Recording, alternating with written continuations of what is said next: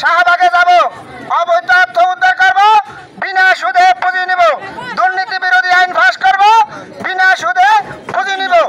লুণ্ঠিত অর্থ উদ্ধার করব, বিনা সুদে পুঁজি নেব এই প্রতিপাদ্যকে সামনে রেখে অহিংস গণভ্যুত্থান বাংলাদেশ চাঁদপুর জেলা শাখার উদ্যোগে সারা দেশের ন্যায় চাঁদপুরের সমাবেশ অনুষ্ঠিত হয়েছে। ১৬ অক্টোবর বুধবার বিকাল ৪টায় বর্ড স্টেশন যমুনা রোড এলাকায় এই মানববন্ধন অনুষ্ঠিত হয়।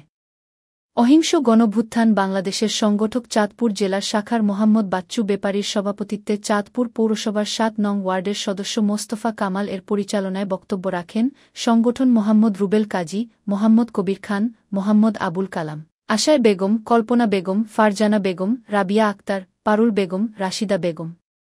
বক্তারা বলেন, কৃষক, শ্রমিক, হকার, বেকার তথা সকল জনগণের কাছ থেকে সরকারি রাজস্ব ভ্যাট ট্যাক্স আদায় করা লক্ষ কোটি টাকা ক্ষমতাচ্যুত একটা হায়নার দল স্বাধীনতার পর থেকেই লুটপাট করে আসছে।